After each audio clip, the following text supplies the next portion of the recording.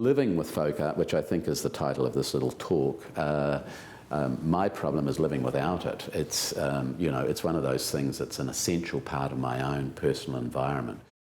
So welcome everyone. My name is Martin Sutcliffe. I'm the director here at Corban Estate Art Centre, and it's a great pleasure to have John Perry here with us today.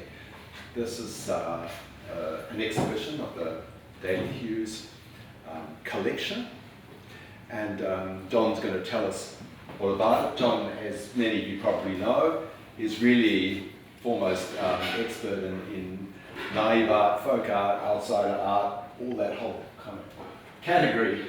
It's something that John's been collecting that kind of work himself for so many years now, since he was a young man, and has of course this wonderful Regent Theatre premises up in Helensville. And John's our guest speaker today to talk to us about this whole exhibition and its connection with outsider art. So over to you, John. Thanks very much, Martin. Right, well, I don't think I'm attached to the suitcase, but I did bring along a few little things that I thought might complement this exhibition here, which is certainly wow. And, I've visited it quietly by myself the other day before I went away. I've been away on the road for 4 days, and I came through it, came along to the opening, but came and revisited it and had a look at the wonder. Wow for me stands for not the world of wearable arts, but the world of wonder, and I believe it's right here in this exhibition. This is absolutely wonderful. I guess if we started at the beginning in terms of my relationship with Sue and Peter, might be a good idea.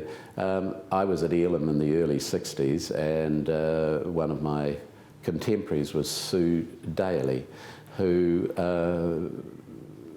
has gone through a journey in life, and she teamed up with Peter Hughes. Now, back in the 90s, when I was at the Rotorua Museum of Art and History, I curated an exhibition called Not Bad A, and Not Bad A was the second exhibition that had been curated in New Zealand that looked at what we then referred to as folk art, New Zealand folk art. Now, preceding that, back in the early 80s, I curated a little exhibition called Maori Folk Art, and I separated the Maori material from the European material.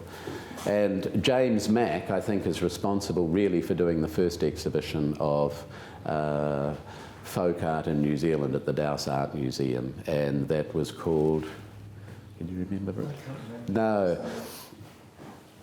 It's escaped me at the moment, but it was really the first major exhibition by a public institution to look at this whole phenomena. Now, this whole phenomena has had a number of different names, and when I was at art school, I guess it was referred to as simply folk art. Now, if you dissect that and try and figure out what that means, it's pretty straightforward as I understand it. It's the art of the people.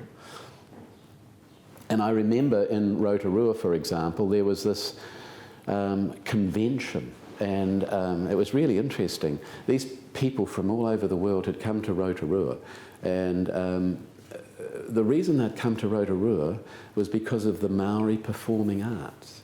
And their notion of folk art was heavily tied in with folk music and folk dancing.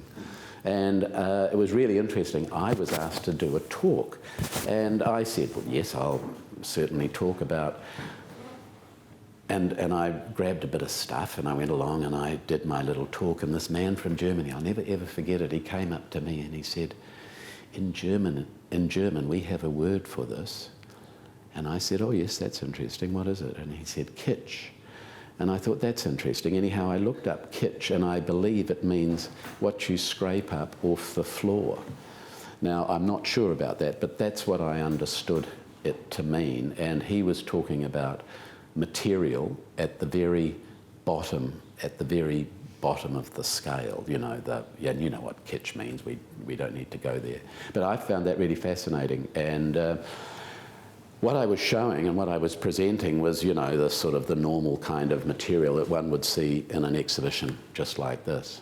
And I was somewhat taken aback that it was, in his eyes anyhow, seen as kitsch. As I say, it's had a number of different names. I think the next name that it came up with was Art Brut, who was, and excuse my French, but Jean Dubuffet, the wonderful man who started fabulous collections of this material from mental institutions and things like that. You know, sanatoriums, shall we say. That's the much better word, isn't it? Jean Dubuffet's collection. Now, when I went overseas for the first time in 1980 on a self-funded trip to have a look at art galleries and museums around the world, I just happened to meet a young man on a train, believe it or not, and he recommended that I go to Lausanne in Switzerland and have a look at this new museum that had opened up, and it was the Jean Dubuffet collection of Art Brut, which I did, and I was extremely grateful for that. Most of the museums I'd been in the past, and I use the word museums in the widest sense of the word, were art galleries, you know, and museums, but they were all painted out white inside, just like this. It's pretty standard stuff internationally, if you haven't been overseas. And but what was really interesting about the Jean Dubuffet collection at the Museum of Art Brut was the fact that the museum was painted black. Everything in the museum, all the walls were black, and of course all the works were highlighted, and they really did glow. And it was just one of those amazing life. I look back now, 1980, you know, 20-something years ago, and I think to myself, that was a bit of a life-changing experience. It was a kind of an endorsement of, you know, where I was at and some of the things that I was interested in. And I bought a series of postcards, and I bought a few little pamphlets and bits and pieces from the museum, and I went away with a head full of, you know, images and experiences that I had, and it was fantastic. Subsequently, you know, I've absorbed as much of this as I can, and I do a bit of trawling through markets and hospice and second-hand, which are getting kind of rare and endangered, but they seem to have been replaced by hospice and opportunity shops these days. And it's interesting because, you know, every now and again, it's what I call a red letter day. One stumbles across something of interest and of significance, and one of the, I don't know whether it's a blessing or a curse, but I've been, I have this terrible gene called the collector's gene, and you know, I you know, add it to this collection or that collection. Now, I've just been away on a 4-day excursion down to Dunbar Sloane's auction in Wellington. I drove down and drove back, and I didn't do a lot of stopping off, but I did stop somewhere. Oh, in Ghuznee Street in Wellington. Yes, I did a lot of walking in Wellington. And this is my most recent acquisition, which I was really thrilled with. There's not a lot in here that represents this particular genre, but you know, this is a child's toy. And it was in a shop in Ghuznee Street or Vivian Street in Wellington, a second-hand shop that was closing down. And the guy, who was incidentally, you know, of Negro or black or whatever gene pool, he was really interesting. Don't know where he came from. His ethnicity was a bit of a mystery. But I said to him, I said, oh, there was 2 of these sitting in the shop, and one of them had a price tag on it of $15. And I said to the guy, I said, oh, how much is this? Because it didn't have a price on it. And he looked at me, and he looked at this, and he said, well, make an offer. And I said, well, no, you put a price on it. I didn't realise they were closing down. So I didn't make an offer. He put a price on it, and he reduced the price by $3. So for $12, I bought this wonderful grandma piece of, you know, naive, self-taught folk, outsider. You know, this is right outside. And it's made out of an old woolen jumper. And this is exactly as I got it. I just, you know, I mean, that's it. I've only just had it in my possession for, you know, 48 hours. So there's the most recent acquisition from my little road trip. In fact, it was the only thing I came back with. It was the only thing that really moved me. So that's really interesting, and we'll just leave that there. When I was working on a little book with Richard Wolff back in the 90s, it's called All Our Own Work, I was responsible for doing listing artists who had, made a contribution. And Richard wrote the book. We used a bunch of stuff that had been exhibited in this exhibition called Not Bad, Eh? Well, when I was doing that, we came up, Richard did this actually, I can't claim credit for this, he came up with the term grandpa art, and I just used it before, but the other one, of course, is grandma art. And these are toys and things that have been made by grandmothers and grandfathers for their grandchildren. And I think that's a really interesting area. It's an interesting definition, and as a consequence, this is really just the tip of the iceberg of a collection of what I call toys, children's toys that have been made by people for their grandchildren. And I would put that in that category, toys, because most of the toys that are extraordinary are those that have been made by, people, and that's the little story. Now look, I don't think that was my phone. I think I left my phone at home in the bathroom. Was that someone's phone beeping? Okay, that's good. So I was at art school with Sue, and around about 1994, 95, somewhere like that, they came back into my life, and this time she came in with her new partner called Peter Hughes, who's part Samoan and is an amazing guy. And I visited them at their place up in the Hokianga, and I've seen all this in situ, and it really is, it's an amazing, enlightening, illuminating and moving experience. Sue's an art educator. I've been one of those in a previous life, and they have done a tremendous amount of good together up there in the Hokianga, supporting and encouraging the people up there that are considered by people down here to be at somewhat of a disadvantage, but in actual fact, in my humble opinion, they're most probably at an advantage living up there. And it's really interesting because there are artists who are well represented here in this collection that are just extraordinary. And I don't think, and please be aware of this, that it's not necessary to go to an art school, or a university or whatever in order to produce art. And this is what this exhibition is pretty much all about. I would be very surprised if there was any artwork here that's really, had anything to do with those sort of institutions of higher learning. And that's the wow factor in it, to be perfectly honest and frank. Now, Alan Gale, there's some of his works over there, these wonderful carvings out of, Kauri that have, are just so exquisite. He's also a furniture maker, and there's one of his chairs over there and another one here, which are extraordinary pieces of furniture in everybody's book, as far as I'm concerned. Now, Alan's one of these people that's appeared on the scene after we wrote the book, Not Bad, Eh? So he's not in there. And so, but he is, produced some absolutely staggering left of field. And what's interesting about these is that, living with folk art, which I think is the title of this little talk, my problem is living without it. It's, it's one of those things that's an essential part of my own personal environment, because it does, at least two things. It enlightens you, it enriches you, and it informs you about, wonder.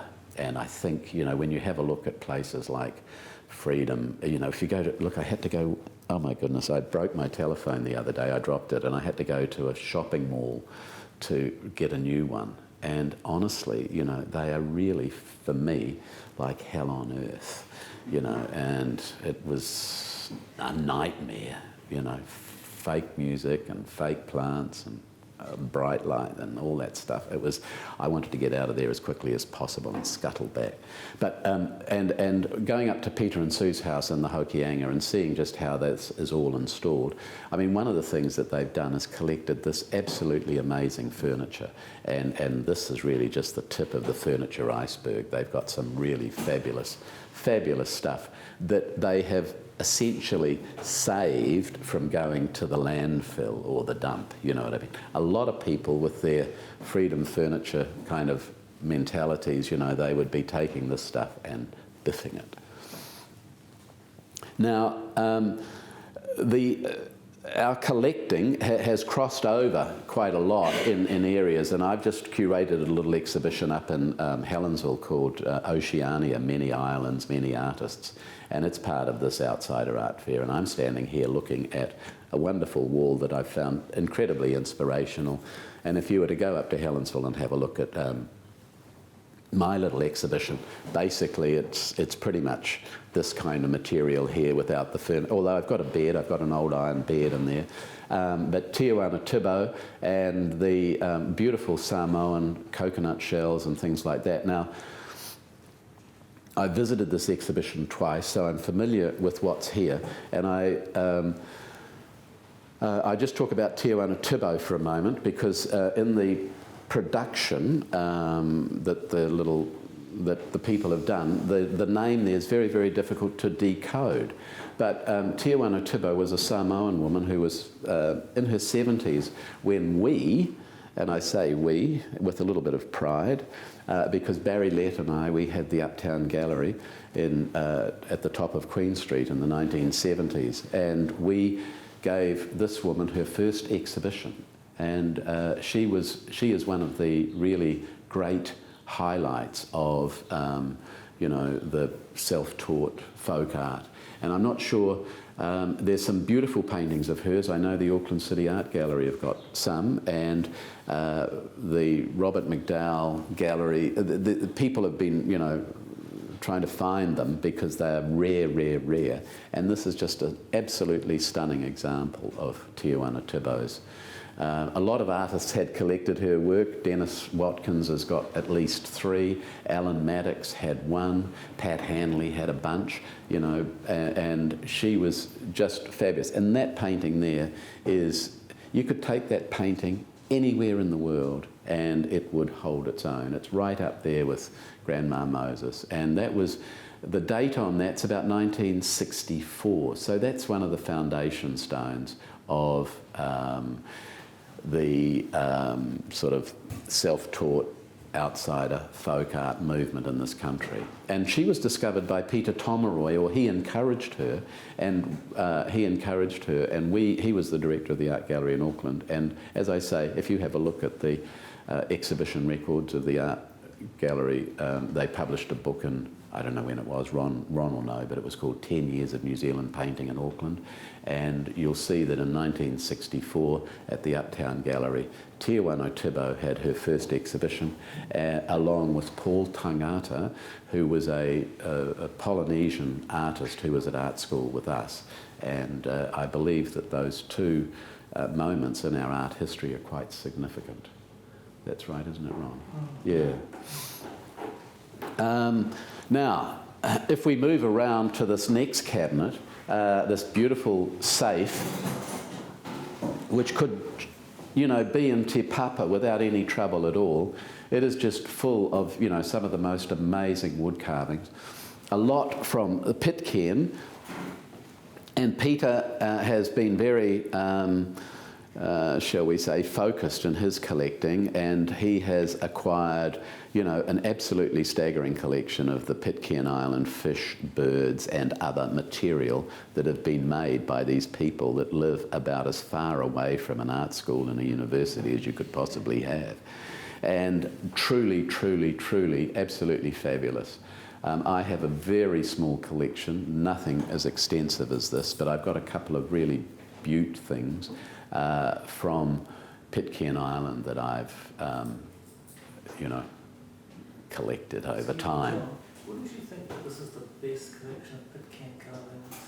I have seen a better one. Yeah, Mick Pendergrast had a slightly more extensive collection but it's right up there, absolutely, yes. Now, the central figure is a figure of absolute wonder and amazement, and it's made by Gilbert Small. And Gilbert Small appeared on the scene through the auction house in Webbs, and a bunch of his work came up.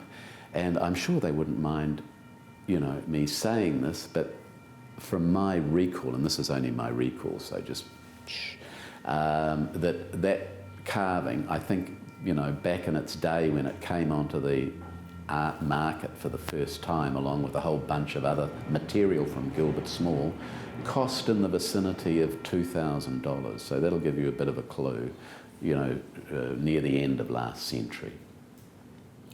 Yeah, so, you know, there's, you know, I mean, it's, you know, it's just so exquisite. And there was quite a lot of interest in that time because John Gow had sold his collection of Maori folk art and so on. But that's a seriously important piece of work.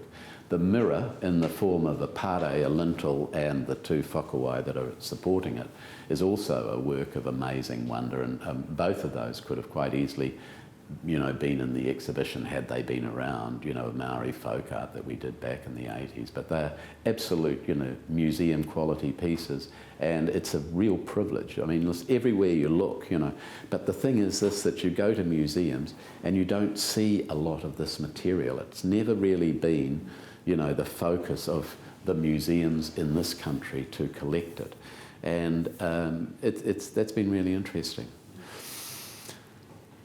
Things are changing, and you know, I think, you know, the Auckland Art Gallery and Te Papa could quite easily, you know, do exhibitions, you know, of this material, because they do have it in their collections, you know, by hook or by crook. And I remember in 1996 or something, when Te Papa opened, I was commissioned to go round the north of the North Island in particular and look for Maori, look for folk art pieces. And for their opening exhibition, we managed to borrow from some of the museums and from other collectors works that they included in their day one exhibition.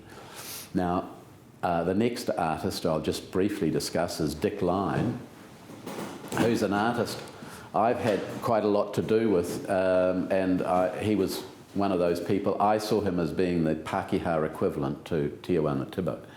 And Dick, I went into a second-hand shop in Patty Street at the back of Cordy's when I was down in Rotorua, and I saw this painting. I've got a photograph of it here, I'll show it to you later. I saw this painting, it was quite large, it was incredibly ambitious. And I said to the guy in the shop, I said, "Oh, how much is that?" And it was $70. Anyhow, he actually gave it to me for $60 because he was so pleased to get rid of it. And he'd knocked, you know, $10 off the price. But that's right, he had a price on it, $70. And I was able to get it for $60 without entering into any kind of real negotiations with him. But he was keen to see it go. And I was absolutely keen to acquire it because it had 5 brass plaques on it. And you know what a brass plaque represents on a painting, you know, it's usually the name of the artist, you know, and all that sort of stuff. Well, this one had 5. And it was very interesting. It was, anyhow, I said to the chap who had the shop, whose name, I'm sure he wouldn't mind, he's an old trader.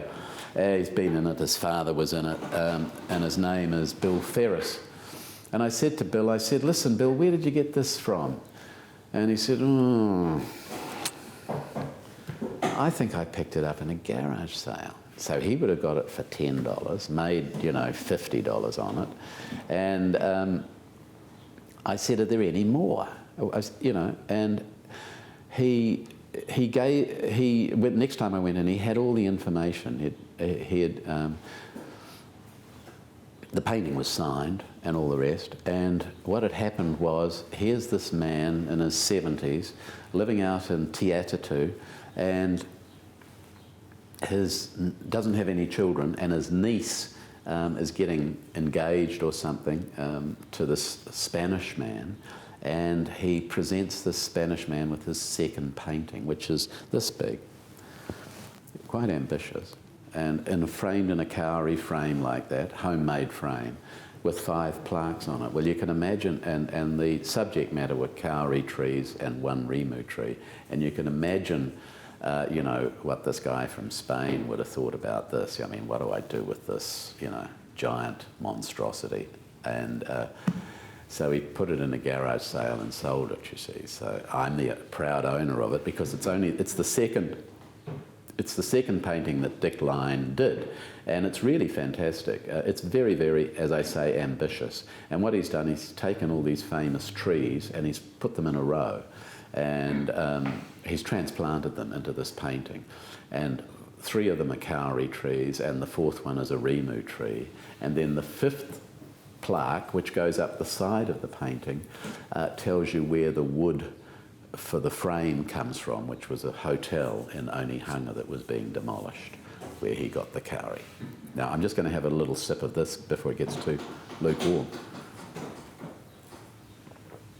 And Dick, so I went to see Dick, and I met this guy, and he's living in a, you know, absolutely classic, typical house in Te Atatu, and I encouraged him, and we gave Dick a number of exhibitions, and his works have, he died unfortunately a couple of years ago now, and this is one of the later works.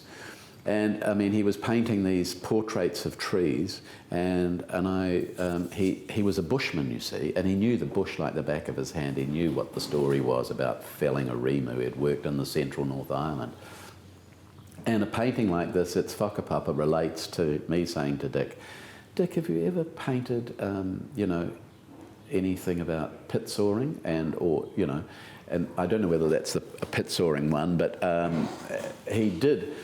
Because Charles Heafy had done a very famous painting of pit soaring, and I'd never seen too much about pit soaring in New Zealand art history subsequently. Anyhow, Dick did some really fabulous paintings, and that's absolutely an exquisite one. And I put it on a similar plane to the one that I'd put Tiawana Tibo's work on, without any hesitation. And I like the fact that, being an old bushman, you know, he thought, oh, well, I'm not going to go and buy a frame down at the framer's shop for $50. I'll make one myself out of a bit of old kauri. Self-taught, you know, he's a winner. And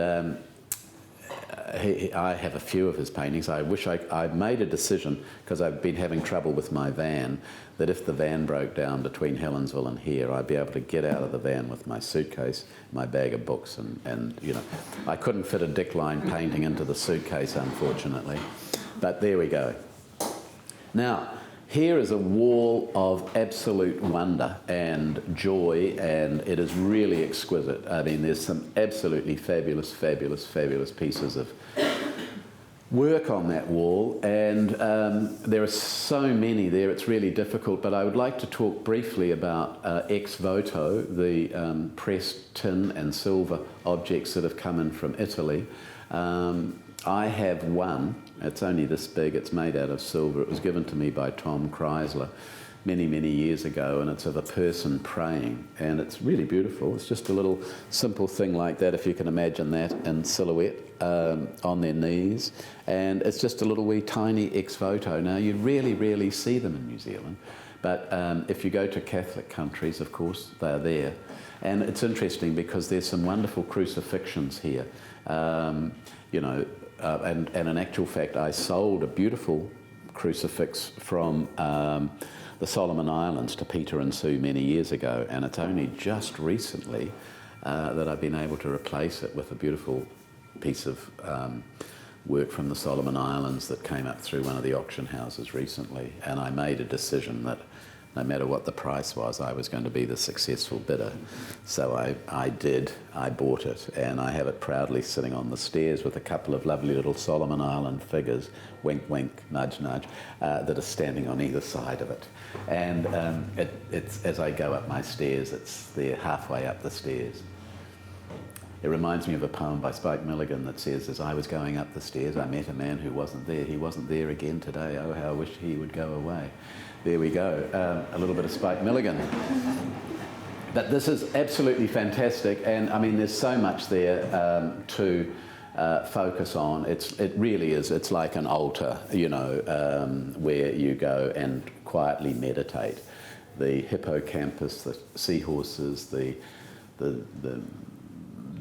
dollar sign, the whole 9 yards. It's absolutely fantastic, and it really is great credit, and it's a wonderful tribute to both Sue as an art educator, because there are things here that have been made by her students, and there are things here that have come from the other side of the world. This is an absolute amalgam, and just, as I say, full of wonder. And I'll just draw your attention to three of my favourite things: the beautiful wooden basket, the beautiful crucifix behind it. When I came and viewed this exhibition for a second time, I was absolutely taken with this, which I thought was really nice, and I love the way it's been displayed in reverse, just taking vegetable fibre. There's the ex voto, there's these lovely little, everything here is just, you know, full of wonder. Now, I don't know whether it's a blessing or a curse, but I've been what's called a thematic collector. And, you know, I collect around themes and ideas. And this is really interesting, because this little table, you know, is a focus on animals and fish. And there are some other aspects here. This here, are these they're not tacked down? They're not? I see, okay, because quite often that's a real privilege to be able to go into a place like this and find that museum wax hasn't been employed.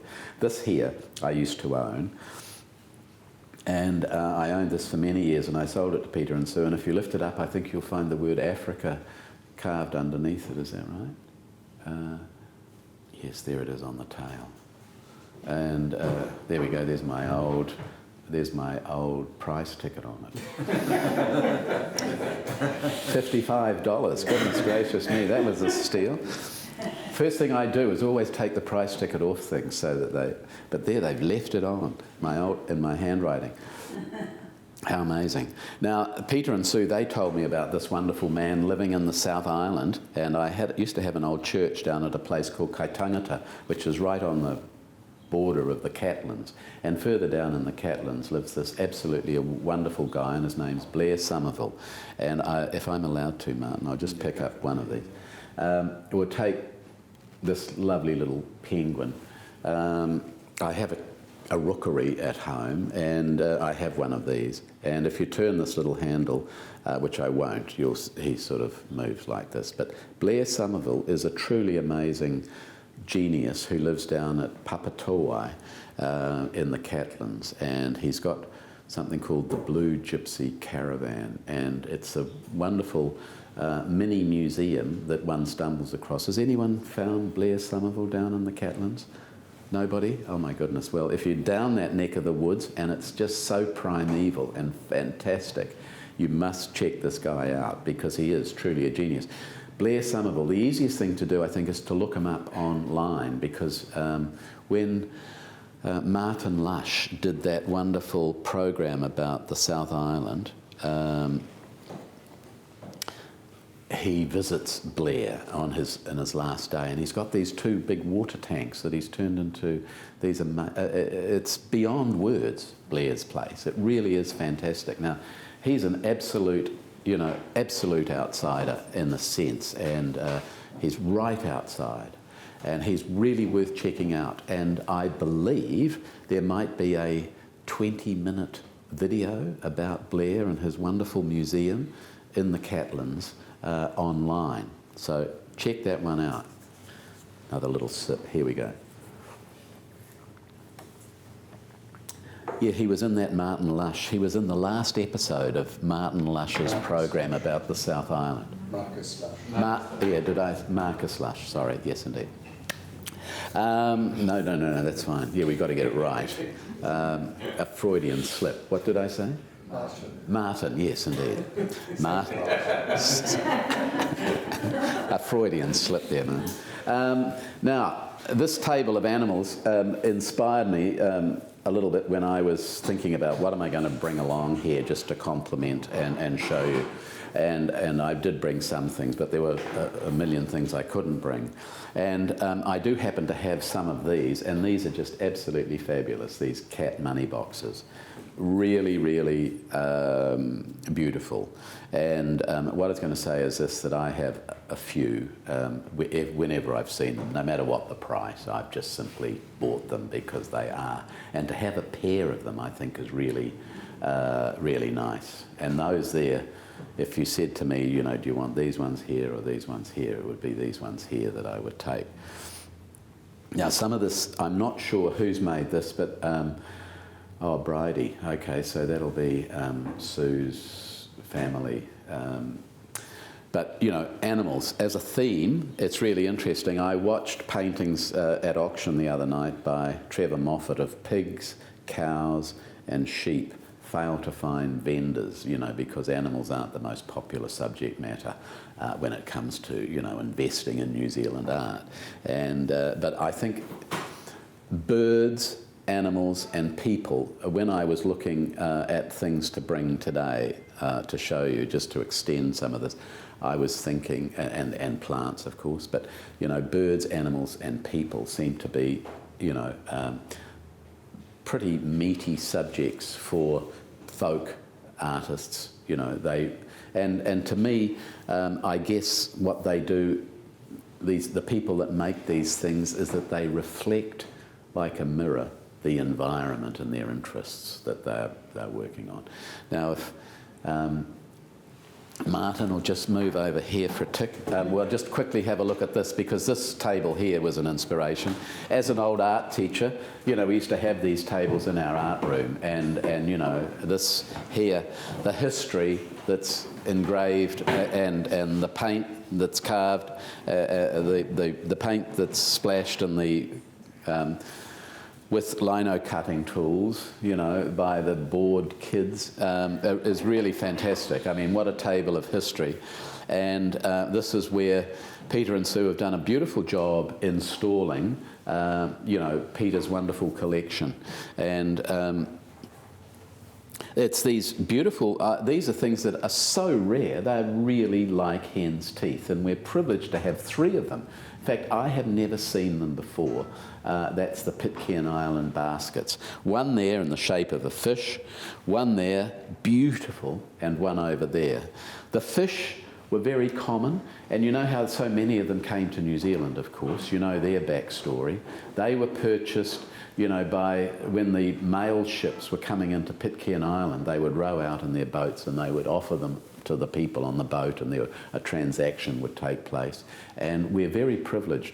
When I was in England in 1980, I saw one Pitcairn Island bird that had been painted, and not in its natural, you know, mero wood colours, but it had been painted, and I didn't buy it. It still haunts me, you know what I mean? Like, but there we go, you know. Painted blue.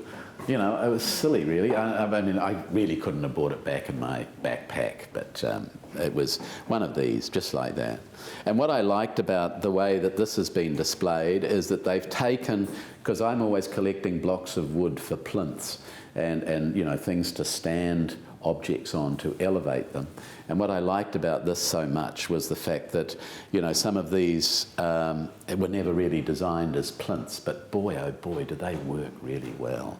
And that was a real buzz for me, was to see that little bit of creative genius, these wonderful desert gold tins as plinths for these birds. I thought that was really, really nice. As an old museum person, I thought, you know, why didn't I think of that?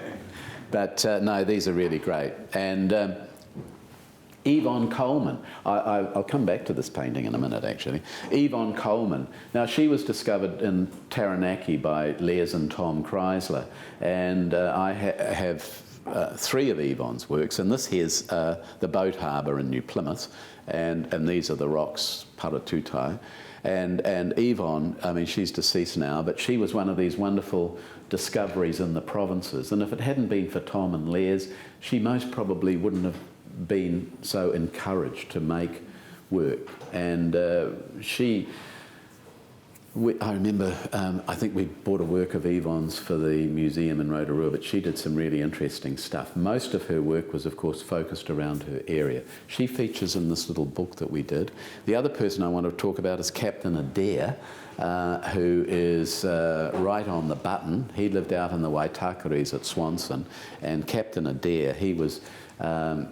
he's mentioned and celebrated in Dick Scott's book called Fire on the Clay, The Pākehā Comes to West Auckland. And that's about the only other reference I've seen, except perhaps in Not Bad A, where we see Captain Adair's work. Now, I know people that have got 10 of his works. I've got 4, and I've got 2 paintings of boats, and I've got these wonderful works that he's done with shell, where he's one of them's called the Star of Bethlehem, and it's just beautiful. And it's got the words "in the shell, silent night," and it's packed away, unfortunately, so I wasn't able to bring it today. But Captain Adair, that's absolutely typical of the paintings that he did, and he was an old sea captain. And my understanding is Tiawana Tibbo, Dick Lyne, Captain Adair, they came to art late in life. They were like innocent children, and what did they do? They told their life story and, their loves in their art, through their art. And I mean, these monochromatic paintings, they don't really, they could easily be overlooked. You could almost think it was a photograph.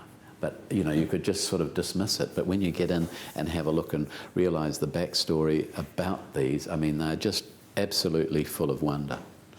And Peter and Sue, I mean, they've done some really unique things. I was very impressed with that.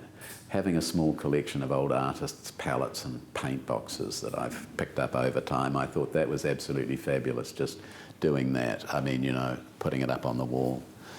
And of course this exquisite collection of Pitcairn Island fish. Now you know the story about these, you know why they're these different shapes, because they go to I think it's Johnson Island, and they get a bit like mangroves, the roots of the trees, and carve them and make them into these shapes. And it's an impressive collection of Pitcairn Island. It's certainly... A couple of these came from me, when I was, because I did have, a dozen or so when I moved up into Helensville, and I made a decision, do I need a dozen? I sometimes regret that, but that's okay. No, it's good to get it out and about. Now listen, I just grabbed a few things, and what I'll do... We're going to talk about that painting, John? Yes, I was. It's the only painting in here that I really don't know very much about, but when I came back for a private view, I was very impressed, and I just thought it was a fabulous painting. It's contemporary. I mean, it's quite modern, whereas Captain Adair's, deceased. This painting here struck me as being, reasonably fresh now, and most probably by somebody who's still on the planet, although it's pretty spacey. And I don't know, I was listening to, there's been a bit of stuff, with, is it Star Wars and things like that, how, and that's right, just recently I went to a film studio here in Henderson, just along the road, because I'd supplied a bunch of stuff to it, and they're making this film. I tend to be sort of much more kind of earthbound, and it was really interesting to stumble across this painting here, which is what I call interplanetary and futuristic, which is really quite an interesting area of focus, because most of this other material doesn't really go there. But this is right out there. This is one of those paintings that's right out there. And of course, you're all familiar with that logo, that optical device that's been around now for quite a long time. I just thought that was a pretty it reminded me a wee bit of Doctor Who and Star Wars and that sort of thing, which is quite interesting. So I don't know the name of the artist, but it's always great to discover fresh, stuff, and that, was completely and totally outside my comfort zone. I tend to be more, Now, please excuse me, because these are most probably not packed to the highest museological standards. But I just brought along a few things, and one of my areas of interest has been what you'd call, in my collecting, and it is represented here because we've got works from Italy, we've got works from the Pacific, we've got, works from, this is kind of a little global collection. And some of you will be aware that my little shop is called Global Village Antiques, and that was basically from Marshall McLuhan, who back in the 60s, in his book The Medium is the Massage, said, they didn't have a name for it in those days, they called it electronic information media, but today I think it's just simply called device, or devices, and McLuhan said that electronic information media will reduce the world into a global village back in the 60s, and of course he couldn't have been more right. My focus tends to be, where other people aren't quite looking. And I've bought, you'll have to excuse the condition of some of these. They've been sitting on the stairs and things like that. So I just brought along a few things that, God willing, will extend and complement what we've got here. My focus has tended to be on, because it's very hard to find it when it's homegrown, because there's a lot of people looking for it. So I've tended to try and find stuff that's been, international, looking for things that are, have been manufactured offshore. So I've just brought along and here in strict contrast to what I'm saying, I just thought I'd show you that. That's a little print by Alan Gale. And he's the man that's done those and these chairs, and he's also noted as a wood engraver, and that's a very fine little wood engraving of a kauri tree, and it's got a nice link between, and you can see that the work there is, he did this in 2004, so it's not that old, but it's a lovely little print of a kauri tree. So I'll just put it there, and this here was, and I've just grabbed a bunch of small things, and most of them, not all of them, but, well, some of them, put it this way, some of them extend the notion of, the internationalism, the universality of this particular form of expression. And country of origin, I would assume, is China. It doesn't say anything, you know what I mean? But that's, a beautiful bit of folk embroidery, I'm assuming from somewhere in that vast nation of China. I'll just leave that down there. I should have requested a bigger table, but it doesn't matter, this is fine. This is another one, and that's just as I bought it donkeys years ago, and it's a paper cut. And I'm assuming, looking at the trees, that that's most probably from Scandinavia. Now, I did bring along a bit of stuff that's, you can pick these up and have a look at them. I can assure you that most of these cost very little. There is a couple of exceptions. Now, yeah, here's another work. This is also from China, and this is fabulous. This is just absolutely exquisite. Again, it says nothing, no name. And that's gouache, and that's just beautiful. Ginger jars, teapots, a little domestic scene with a couple of exquisite cats. Then, we'll just, this I bought last Monday night at an auction, and it comes from the collection of Roy Dalgarno, and this is just as I got it, along with a whole bunch of other stuff. And this here is a wonderful little naive, primitive, innocent Indian piece of paper. It looks like Krishna, but certainly one of the Indian gods there. Just a nice little bit of Indian sort of folk art. I'll put that up there on the table. And you can see what's really nice about it. I see that there's, I kind of like the tatty bit of paper, you know, that distressed feel. What else have we got in here? Oh, we've most probably got my favourite painting. When I did an exhibition up at Terry Stringer's, I used this as an invitation, and this painting here, I've got a big painting I've got a big collection of paintings about waterfalls, and this one here is just one of my favourites. I used to own Colin McCann's second waterfall painting. I bought it in 1964 when we were doing the Uptown Gallery, and I sold it to Peter McLeavy for what I paid for it. Recently popped up on the market, it went through the International Art Centre, I believe, his second waterfall painting, and I think it sold for $300,000 at the International Art Centre.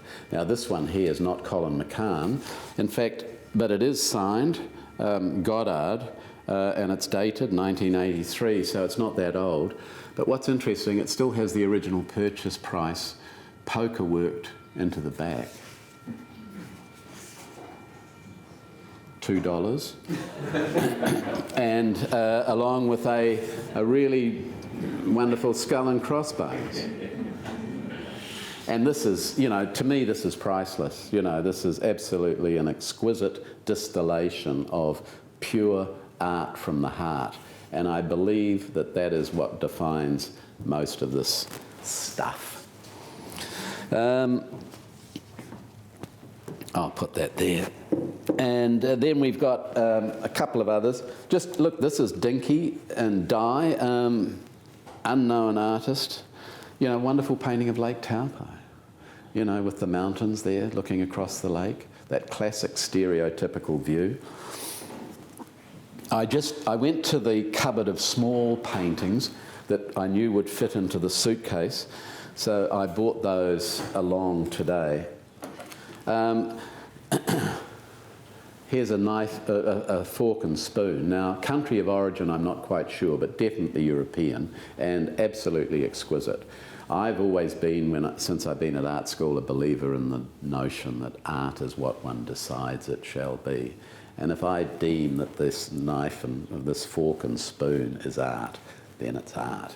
And this is beautifully, beautifully, exquisitely carved by an anonymous artist, you know what I mean, that's most probably made hundreds of these in their lifetime. Just absolutely exquisite.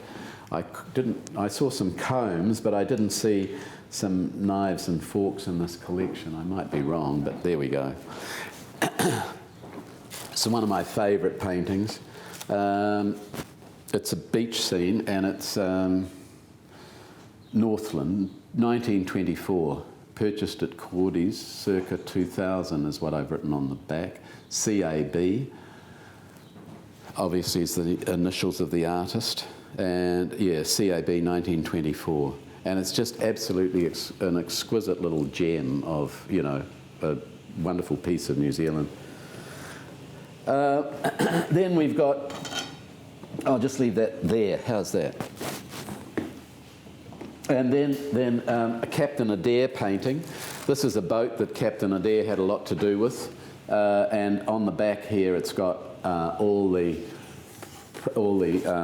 information that he's written, and this is old, you know, butter boxes and stuff like that. It's also got the purchase price up there. Now that I bought a long time ago for $2, but that'll just give you a clue how Joe and Josephine Public tend to view this stuff. The man in Germany hit the nail on the head when he said it was kitsch really meant the scrapings off the kitchen, you know, off the floor. I mean, $2, you know, crazy, crazy world. But there you go. And then we've got, I don't know how we're getting on for time, but I just, on the subject of man, now these paintings have never been seen. And the reason they've never been seen is because I've never had them framed. But this is a wonderful little painting by Dave O'Neill, signed and dated on the back, 1991, in the artist's hand. And this is something we're all going to have to face somewhere down the track. But this is the wake of Georgie something, blah, blah, blah. It's very hard to decode all that, but you know, you don't often see paintings celebrating, you know, people's passings. And this lovely little work by Dave O'Neill. Now, Dave, he was discovered in Wanganui, and he was an amazing guy. He had been in the Second World War and things like this, completely and totally self-taught. That's a lovely little Dave O'Neill. You're the first people that have sort of seen this wee work. And I'll put that there somewhere. How's that if I put that there? And I bought another one of Dave O'Neill's, which is an absolute favourite of mine. This is on what I'd call masonite. It's got wonderful extensive notes on the back, and I'll just read it to you. It's called a boozeroo, after haymaking. This is a sequel to my picture Haymaking, exhibited in the Innocent Eye at the Dowse Art Museum. So that was the name of the very first folk art exhibition in New Zealand, the Innocent Eye. And to that we credit James Mack. This picture was exhibited in Modern Primitives exhibition at the Canterbury Society of Arts. So, you know, it's wonderful when you get all that extensive information on the back. I think I bought these directly from Dave. Well, I did, I don't think. But what's interesting is his attention to detail. We've got the dog sleeping down here on the ground. We've got the tools. We've got a chainsaw, a maul. We've got a bit of stuff down there that's not identified. But clearly identifiable here is a fridge full of booze. And here's these young guys sitting around the table, yakking and chatting, and in a very standard kind of Kiwi room. But Dave O'Neill and boozeroo after haymaking. A rare little gem. And this is a work that I actually quite like this because it's, it's got no information on it, so it's completely and totally anonymous, and a lot of this material is. Oh yes, no, it's signed. Look at that down there. Goodness gracious me. Very difficult to read, but obviously the work of somebody quite elderly, but it's a lovely little painting of Russell in the Bay of Islands. You know, so there we are, we've got something quite specific. And to me, this is a distillation of the essence of Russell, you know, with its pier and the boats and the, you know, and all of that. The cradle of the nation. There you go. There's a painting by somebody, the cradle of the nation. And I'll put that there. Oh, here's it. Yeah, here's a bit of, you know, there we go. There's a bit of, you know, grandma, grandpa out. This is a cat. I'm assuming that's a cat. I don't think I bought any cats. Just after 2, John. Just after 2? Okay, well, we're just about there. I mentioned before fish, animals and birds, and I brought along an example of each. This is from Sweden. These are very, you know, typical Swedish folk art, but, you know, it could easily get lost in this table here. This is a bird whistle, which I think it's a bird. It could be a horse. But, you know, that could easily get lost on this table here. And this is a thing called an ocarito, I do believe. I don't know which hole to blow it in. But again, this is a piece of what I'd call manufactured, you know, for the visitor industry. But this is a small musical instrument, and these two just happened to be sitting on the shelf together, and they represented, you know, land and water-based. So I'll just leave those there. I'll pick them up in a little while. And I bought... this is something that I've always enjoyed. It's got its roots in art history with the drawing of Albrecht Dürer of the praying hands. This is a letter rack. Well, I think it's a letter rack, but 2 hands, and it reminds me very much of Albrecht Dürer's praying hands. I'll just leave that there. And then on the subject of, you know, that was a little carving I grabbed just quickly because it was sitting on a shelf, but very, very fine detail and a classic little bit of folk art. I'll just stick that there, fits quite nicely in there. And this is interesting because I often wondered where this had come from. Has anyone got any ideas about where something like this might have originated from? Is it one of the Bismarck archipelago or something like that? In the Solomon Islands, Right, well, it was really interesting because this was a crucifix that I bought. I have a few. Not many, but I have a few. And I bought this, and I can't remember now where I got it from. It's got no information on it. And I bought this, and I was at the Museum of Natural History in New York. And hey, presto, there are some on the wall.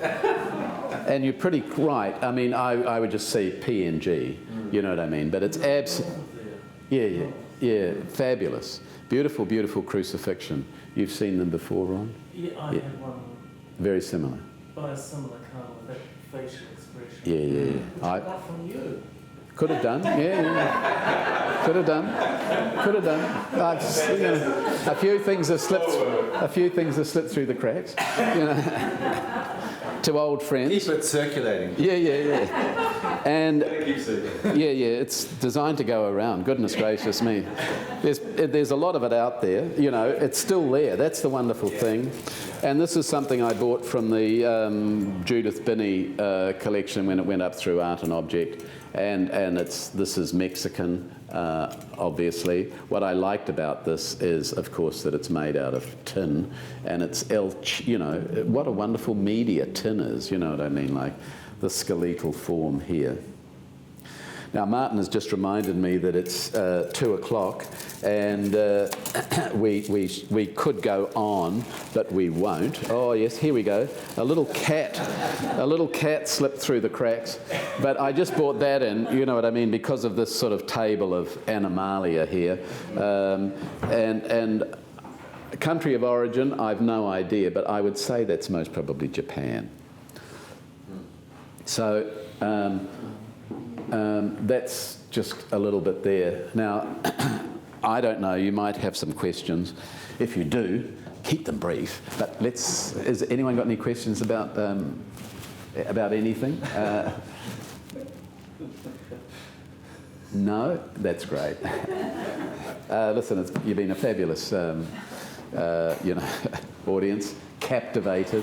Thank you so much. I didn't see anybody yawn, but I'd take Martin's advice because it is 2 o'clock and I don't know. I'm absolutely happy to go overtime. I don't wear a watch, and for me there's only 2 times: daytime and nighttime. And but you know, and I'm here. I got here a wee bit late. That's right. So I did. But if anyone's got any questions, I'm absolutely happy to answer them. Don, I think you might want to just have people come up and, you know, Yeah. those who want to stay, and just aware that some people might want to go. move on to something else next, and allow them to do that. But, you know, look, it's been really fabulous. Yeah, I mean, obviously you can talk for days on all this. Oh. And we've only just kind of scraped the surface of so many. And one thing that you've really pointed out to me is just like how many subgenres there are within all of this, and how rich it is. And, I forgot about him. Oh my goodness. yeah, he's great, isn't he? Forgot about him. He's the only one that I brought along that didn't fit into the suitcase. And I just thought, you know, he's just, again, one of these wonderful ones. And sorry to interrupt, Martin.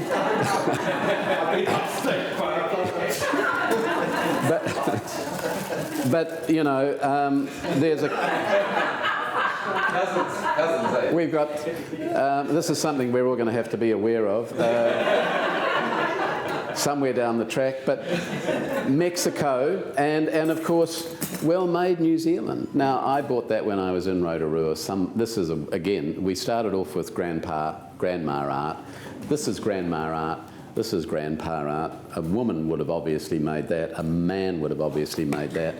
And looking at the stencils, I would say that there's been a few of these made, and most of them have been, lost, stolen or strayed, damaged, broken and so on. But a bit of, you know, absolute wonder. We'll finish on that high note.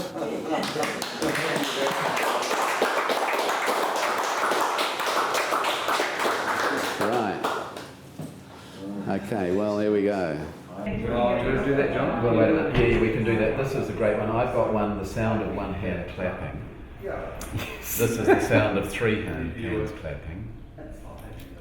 Oh, that's so sweet. I've got one, you know, that just goes like that. Yeah, 3 hands clapping. And there's the sound of one hand clapping. Yeah. But It's an old Zen cone. Yeah, of course. But that's the sound of 3 hands clapping. But this guy is absolute genius, and you know, his material. That's his little logo The there. emotion of it is beautiful. I have one of these. And it opens and closes its mouth at the same time. Yeah, I mean, this is sheer brilliance. That is, yeah.